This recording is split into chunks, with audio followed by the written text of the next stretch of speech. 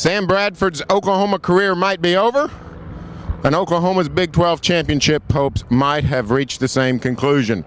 Here at the Cotton Bowl, Barry Tramel with Jake Trotter, all OU Texas coverage provided by the Central Oklahoma Nissan dealers.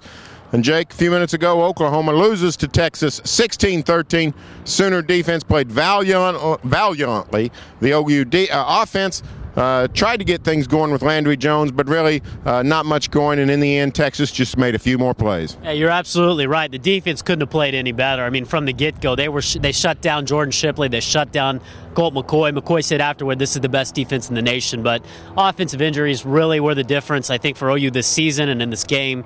You can't lose your starting quarterback on the second series and beat many teams, and that was the case today. You surprised Oklahoma has negative rushing yards. Tailbacks Chris Brown and DeMarco Murray combined for 20 yards on 17 carries. Surprised at how ineffective the OU run game was. Well, I think it goes to show, where they are on the offensive line. Kevin Wilson said after the game that they knew they were going to have trouble in some power sets, which is why they moved Brody Eldridge to guard to get him on the field, because they were going to be in the spread the whole game. And they had some good plays, but at the same time, they couldn't really develop any consistency offensively. I don't think Landry Jones had his best game either, with the 2 picks at the end, and they couldn't get that big play that got them over the top. And yet, Sooners were in it right until the end. The OU defense makes play after play. Maybe the biggest play of the game, Brian Jackson's interception. Laid on a slant, returned it out to the 30-yard line where he was tripped up by Colt McCoy, saving a touchdown. Looked like maybe that was OU's last best chance to win this game. You think about it, that might have been the play of the game. We're standing right about where Colt McCoy threw the pass, and he threw a slant that his receiver got on the outside. Brian Jackson picks it off, and a lot of quarterbacks would have stood and pouted even for a split second. As soon as he threw the ball, he went down the sideline and knocked Brian Jackson down. If he even hesitates a second, it's a touchdown, and OU probably wins the game. Sooners had some special teams miscues. Dom Franks muffs a punt that allowed Texas to kick a field goal. Moses Madu fumbles the ensuing kickoff. And at the end of the day, Oklahoma lost this game, in part because Texas was 3 for 3 on field goals. Oklahoma 2 of 3. Jimmy Stevens missed one from 40-something yards out. OU, with this kind of offense, really needed some big-time step up from its special teams. Didn't really happen. This field goal and then the 4 turnovers. I mean, that was the killer for this defense, because they kept having to come back on the field. There was a stretch there from early in the second quarter to the third quarter where they were on the field almost every single play, it seemed like. So I think they got worn down a little bit. Texas was able to run the ball, and that proved to be the difference. Well, what do the Sooners do now? This is a team that's 3-3. Probably fall out of the polls, even if it might not be fair. 3 very narrow losses away from home to very good teams, all without Sam Bradford to some degree.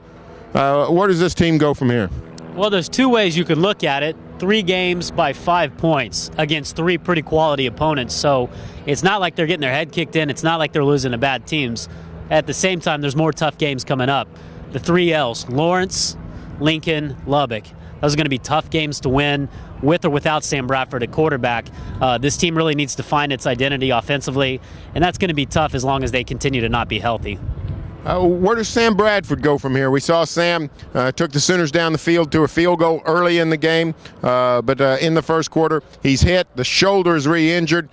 Sam said feels like it did against Brigham Young, and basically it looks like this season will be over for Sam Bradford. Well, if it's even half as serious as the BYU injury, you think probably have season-ending surgery and get ready for the NFL Combine. I mean, I think that's probably the most likely scenario. I think there's only a slim chance that he comes back at this point. I think it would probably be in his best interest to move forward. He did what he could for this team, and the shoulder's just not holding up right now. Well, this is an Oklahoma team that, as we said, on defense played very well. Gerald McCoy was fabulous. Jeremy Beal all over the field. Secondary really never gave up a play. Goodwin scores on a slant. Quentin Carter missed a tackle, but tough play. Texas probably going to score anyway. The OU defense was on top of its game, really, from opening kick till final gun. It was fantastic. You mentioned Gerald McCoy, Jeremy Beal. They were unblockable. I mean, Colt McCoy had guys in his face all game. I think Texas was a little startled in the first half that they were shut down so easily. I mean, Texas leads the nation in scoring coming into this weekend, and they can't get anything going offensively. And frankly, if OU can move the ball a little bit in the second quarter and the third quarter, this defense may have held Texas to under 10 points. But I think in the end, they were on the field so long that eventually emotionally that was draining, and that's why you saw them capitulate momentarily. But even then, they came back in the fourth quarter, had the big turnover, gave this offense every chance it had to win the game. Some great schemes by Brent Venables. Did a couple things. One, he moved Keenan Clayton to the middle linebacker on occasion with going to an extra defensive back package. Really took away some Texas passing game. And also the Sooners did a lot more shifting late in the snap count. More than usual. Really, Colt McCoy talked extensively about how he was confused by the Oklahoma defense. And then after the game, he really gave us an interesting insight into what he thought of the OU defense. Well, he said it was so tough. They kept coming after him, and that it was the best defense in the nation. But the two things that OU did was a little bit different than what Texas has seen, and not something OU has done a whole bunch.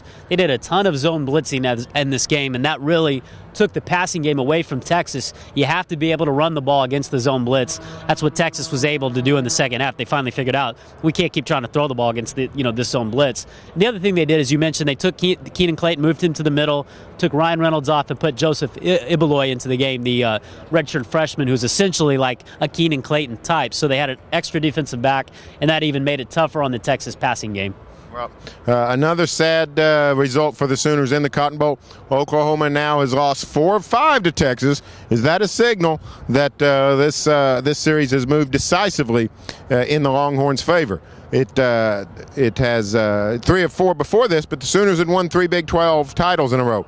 Not likely to repeat this year. Is that the ball firmly in Texas court in terms of the Red River rivalry? I think with this win, it is. The only thing that kept it from being that way is OU had come back and won the Big 12 titles the last 3 years. But as you said, it's going to be very tough for them to do that at this point. They're going to need a lot of help and play a lot better offensively than they did today. This series goes in streaks, and right now it's in Texas's corner for sure. Another unsettling trend for the Sooners. Bob Stoops now 5-9 in games decided by 3 points or less. Mack Brown now 20-4 in games decided by 3 points or less. Again from the Cotton Bowl, Texas beats Oklahoma 16-13. Stay tuned for further coverage on newsok.com, as well as every day in the Oklahoman, and all OU Texas coverage presented by the Central Oklahoma Nissan dealers.